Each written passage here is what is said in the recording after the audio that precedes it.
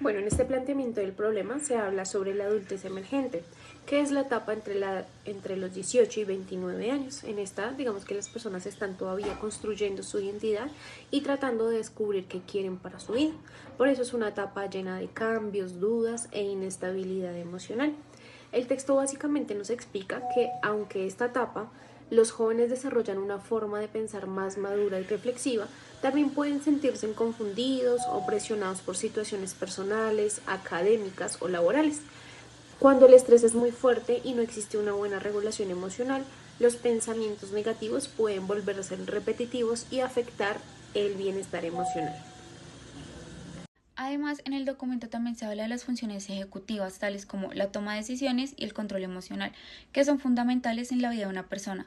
Cuando estas habilidades se ven afectadas, traen como consecuencia que aumentan la impulsividad de la persona y consigo traen la dificultad para poder resolver problemas de manera sana y óptima. También se habla de la influencia del entorno social, la falta del apoyo emocional o que las personas no cuentan con redes de apoyo sólidas, la presión tanto universitaria como laboral y los problemas personales como pueden poner en riesgo la salud mental de los jóvenes. Por esta razón, nuestra investigación busca comprender cómo los procesos cognitivos de la adultez emergente pueden relacionarse con la conducta suicida en las personas entre los 18 y los 29 años. Para continuar vamos a hablar sobre la pregunta problema. Básicamente nuestra pregunta problema busca entender cómo los pensamientos, emociones y la toma de decisiones, principalmente en la etapa de la adultez emergente, pueden influir en el riesgo de la conducta suicida en los jóvenes entre los 18 y los 29 años. Según Jeffrey Jensen Arnett, la adultez emergente es una etapa en que las personas atraviesan muchos cambios relacionados con su identidad y la toma pues, de las decisiones. Durante este periodo pueden aparecer lo que son cargas personales, sociales, académicas, que generan en sí una vulnerabilidad emocional. Además, Aaron Beck plantea que no solo las emociones influyen en la conducta suicida, sino también la forma en que las personas interpretan su realidad y procesan sus pensamientos. Por eso, pues esta investigación busca reconocer factores protectores como la flexibilidad mental y la metacognición, aportando pues digamos que estrategias de prevención e intervención psicológica.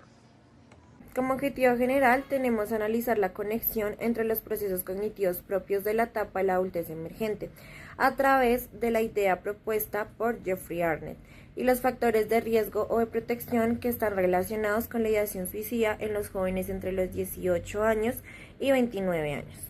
Como nuestro primer objetivo específico, tenemos reconocer los procesos cognitivos característicos de la etapa de la adultez emergente, que influyen en el procesamiento de la información y cómo se generan y construyen significados sobre la realidad. En segunda instancia, tenemos que explicar de qué manera el pensamiento postformal afecta la capacidad de los jóvenes para afrontar circunstancias de inseguridad y vulnerabilidad emocional.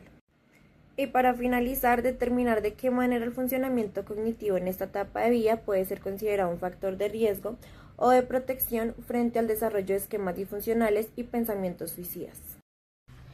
Ahora vamos a seguir con el apartado de metodología.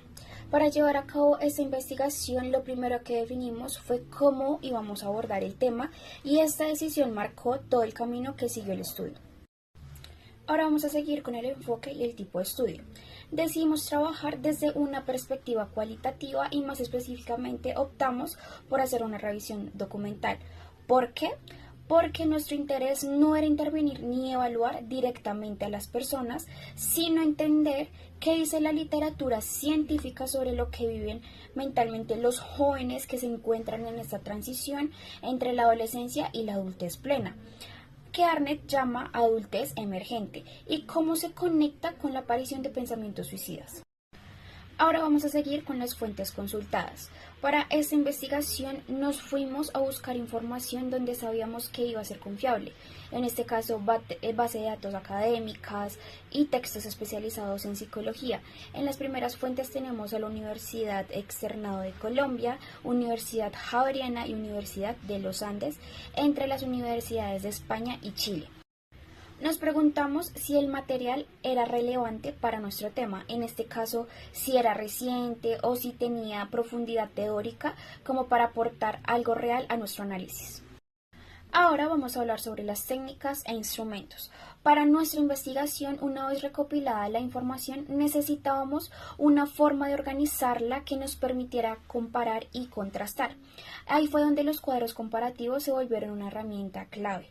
Gracias a ellos pudimos agrupar en categorías concretas como los factores que aumentan el riesgo, los que lo protegen, el papel del entorno social y las particularidades propias de esta etapa de vida.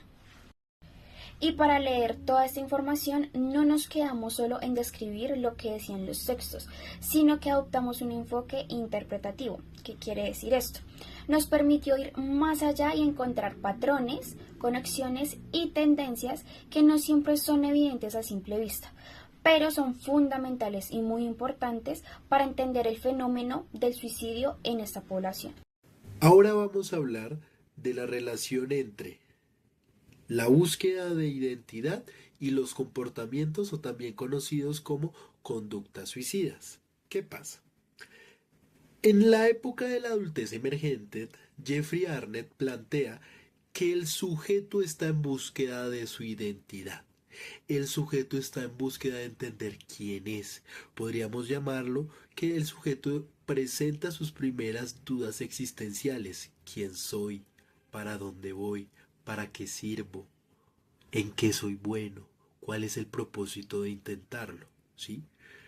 Pero también plantea que si el sujeto no tiene metas, propósitos claros o también una capacidad de regulación emocional, va a tener problemas muy complejos de identidad y va a tener probablemente problemas de índole psicológico. Es por eso que Erikson menciona que si el sujeto no es capaz de establecer una identidad firme, el sujeto puede presentar a la larga problemas de desasosiego, desesperanza y problemas para regularse emocionalmente.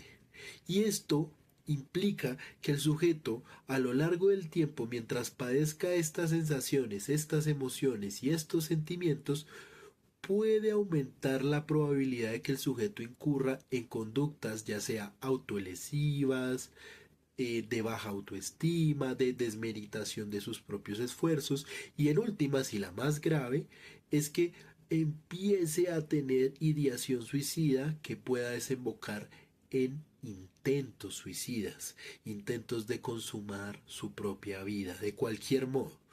Entonces lo que se plantea en este apartado es que el sujeto, para poder enfrentar los problemas de la vida y lo inestable que es ser un humano y las nuevas circunstancias y retos que se le van a presentar que antes en su infancia no se le presentaban, la clave para que el sujeto pueda manejar todo esto es la construcción fuerte de identidad, propósitos y una buena regulación emocional.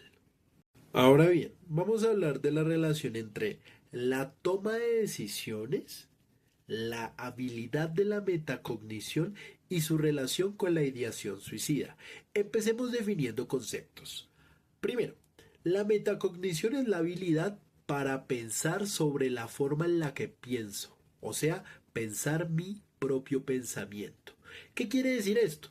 Cuando hablamos de metacognición nos referimos a la habilidad que tenemos para entender cómo pensamos, cómo aprendemos, cómo entendemos. Es entender y lograr identificar esas características que yo tengo, esas habilidades, esas fortalezas, ¿sí? Ahora, la toma de decisiones es esa conducta que emitimos ante estímulos externos o internos. Es la forma en la que reaccionamos ante cualquier suceso de la vida. Ahora bien, esto tiene una relación con la ideación suicida, porque estas son dos claves emocionales, la toma de decisiones y la metacognición, que muchas veces las personas con conductas suicidas o ideación suicida o conductas autolesivas presentan falencias. ¿Por qué? Porque estas personas, por ejemplo, cuando se enfrentan ante críticas, no son capaces de enfrentar esas cosas que le dicen y lo que ellos saben de sí mismo. Ellos le dan más peso a lo que la gente cree que sabe de ellos. porque su habilidad de metacognición es muy baja o nula. Ellos no entienden quiénes son, por eso las críticas los afectan. Ahora, esto es primordial para el manejo emocional, porque si yo sé quién soy y yo sé mis habilidades, cualquiera que me quiera criticar tendrá que primero enfrentarse ante lo que yo creo de mí. Yo no puedo creer lo que dicen los demás de mí si eso para mí no hace ruido. Si alguien cree que soy de X o Y manera, esa es una interpretación de esa persona hacia mí. No debe ser mi propia interpretación. Claro, la autocrítica es importante, pero la crítica debe ser justa y la crítica que se debe escuchar es la que ayuda, es la que ayuda a mejorar, no la que busca destruir. Entonces, en estos pacientes con ideación suicida, estas dos habilidades y esta toma de decisiones se ve completamente alterada y deteriorada. Entonces, la persona no puede manejar y no puede tener un buen control emocional y esto genera problemas de índole como un trastorno depresivo, un trastorno de ansiedad, ¿sí? Quiere decir todo esto. Una metacognición inmadura va a aumentar la probabilidad de tener pensamientos suicidas. Y claro, esto parece muy alarmante o incluso muy alejado, pero no es tan alejado de la realidad, porque es que recordemos que quien no tenga una buena metacognición va a creer y va a asumir que todo lo que le digan las personas a su alrededor es verdad. Tanto lo bueno como lo malo no se va a construir de adentro para afuera, sino de afuera para adentro únicamente. ¿Sí? Tiene que ser una actividad cooperada, tiene que ser de ambos lados. Pero estas personas construyen su forma de ser y construyen su identidad desde lo que le digan los otros. O sea, si por ejemplo un niño en un colegio es muy inquieto y la profesora le dice usted es un bruto, usted no va a llegar a ningún lado, el niño va a construir toda su vida creyendo que es un bruto. Y claro, es un niño, está aprendiendo. Pero una labor que se debe hacer con estos pacientes es ayudarlos a que entienda que en realidad él no es un bruto, es una persona capaz, que es distinta, que tiene nuevos retos, que tiene diferencias y habilidades distintas para aprender y para otras tareas, pero eso no quiere decir que sea un bruto. Y esto puede ser un ejemplo entre miles de ejemplos donde una persona construye su identidad y su forma de ver el mundo por comentarios ofensivos y comentarios ignorantes. Es por eso que un factor protector para evitar que las personas generen ideación suicida o problemas de autoestima o de autoconocimiento es que empiecen a entender cuáles son sus habilidades. No solo recordarse en qué son malos, sino recordar en qué son buenos, en qué pueden destacar. No por compararse con el resto, sino por entender quiénes son, por conocer su papel en el mundo, porque es en este momento de la adultez emergente donde el sujeto necesita construir su identidad, y si el sujeto construye su identidad creyendo que no es capaz, va a haber mucho tiempo donde el sujeto asuma que eso es una realidad, y esto, como ya lo mencionamos, desemboca en problemas emocionales muy graves. Ok, ahora vamos a hablar del pensamiento postformal y su relación y beneficios con la adultez emergente. A ver, el pensamiento postformal es la etapa avanzada del desarrollo cognitivo de cualquier ser humano. Es donde se integra la lógica objetiva con la experiencia subjetiva y emocional. ¿Qué hace esto?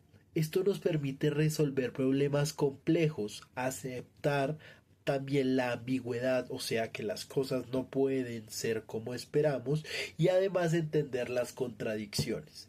¿Por qué el pensamiento postformal nos ayuda?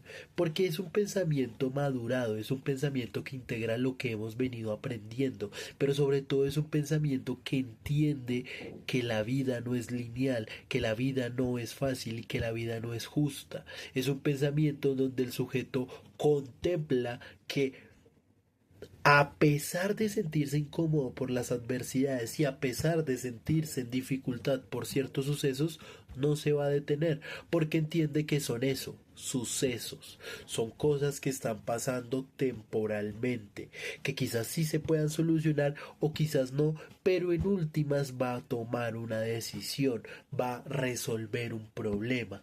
Es por eso que el pensamiento postformal se debe cultivar y construir en una persona que esté presentando signos de ideación suicida, puesto que este pensamiento le va a ayudar a integrar conocimiento que quizás ya sabe y no ha aplicado, o un nuevo conocimiento que le va a permitir enfrentar situaciones de la vida y poder encontrar una resolución a esos problemas. La hipótesis del presente proyecto fue planteada en que los jóvenes que se encuentran en esta etapa de vida que Arnett denominó adultez emergente, es decir, entre los 18 y 29 años, atraviesan un momento de vida especialmente intenso y lleno de incertidumbre. Ahora bien, cuando a eso le sumamos que algunos de ellos presentan dificultades respecto a en funciones ejecutivas específicas como la capacidad de inhibir impulsos o la resolución de problemas, el escenario se vuelve más complejo. Porque no se trata solo de que el joven esté pasando por una crisis emocional, algo que en esta etapa de vida es bastante común. El punto crítico en que si en ese momento de crisis su mente no cuenta con los recursos o las herramientas necesarias para frenar un pensamiento destructivo o ver salidas posibles, la probabilidad de que aparezcan conductas suicidas aumentan de manera significativa. Ahora continuemos con los referentes teóricos. En este punto vamos a mencionar algo importante. El suicidio no debe ser un tabú. El suicidio debe ser tomado como un problema de salud pública. Y es que estos dos autores, después de una revisión exhaustiva que hicieron a publicaciones del 2021 de la Organización Mundial de la Salud, encontraron que a nivel mundial fallecen 703.000 personas.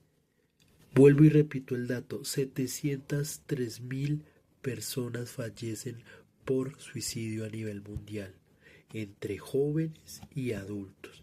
Esto es una situación bastante problemática y Colombia no es ajena a esto, puesto que en los periodos de tiempo de 2022 a 2023 se encontró que la tasa de suicidio había llegado a los 10.93%. El estudio se hizo en personas entre el rango de edad de 18 años y 28 años, y estas estadísticas deben ser un llamado de atención porque progresivamente y paulatinamente han ido aumentando. Por eso el tema del suicidio no debe ser visto como algo ajeno a nosotros, porque es algo que involucra a toda la humanidad. Ahora vamos a hablar de Jeffrey Arnett, otro de nuestros referentes teóricos. Jeffrey Arnett plantea la teoría de la adultez emergente. Él entiende que en esta etapa el sujeto está descubriendo su identidad, está descubriendo quién es. Apenas acaba de ser joven y ya le toca enfrentarse a ser adulto, ya tiene que enfrentarse hacia nuevos retos y nuevas complicaciones que cuando era joven no tenía que enfrentar. Por eso es que es una transición difícil, y a este tiempo de transición Jeffrey Arnett le llamó moratoria psicosocial, y es que la moratoria psicosocial es este tiempo muerto que la sociedad le da a estos adultos emergentes, porque estos adultos emergentes pueden considerarse como novatos en cuanto a resolución de conflictos y en cuanto a solucionar cualquier problema que se les presente y aprender a regularse. En últimas, lo que quiere decir la moratoria psicosocial es que la sociedad entiende que el paso de ser un joven a ser un adulto es difícil, es complejo, por lo cual justifica el por qué actúan de esa manera. Sí, es una forma de entender el por qué estos adultos emergentes les cuesta más que otras personas que están en otros rangos de edad. Además, Jeffrey Arnett plantea que para construir esta identidad y salir de la moratoria social, el sujeto debe tener una identidad fuerte, debe saber quién es, para dónde va, de qué se compone, ¿sí? Lo que habíamos hablado de la metacognición. Además, el sujeto debe aprender a tener una buena y óptima planeación, porque una buena y óptima planeación le permite tomar decisiones coherentes, tomar decisiones que le permitan ayudar a solucionar problemas y tomar decisiones que en últimas lo enruten a cumplir sus propósitos. Y estos propósitos, según Jeffrey Arnett, están encausados a generar independencia, puesto que él plantea que los adultos emergentes quieren salir de su nicho, quieren salir de su hogar, quieren encontrar su propia vida. Y esto les va a ayudar en últimas a que sean capaces de ser resolutivos, de que sean capaces de enfrentar problemas y encontrar una solución, funcione o no. En últimas, ese no es el último propósito de enfrentar un problema, sino en últimas instancias lo más importante es que actúe, de que sienta la capacidad para enfrentar esos problemas. Ahora bien, vamos a hablar de otro de nuestros referentes teóricos. Primero vamos a hablar del señor Caicedo-Wale.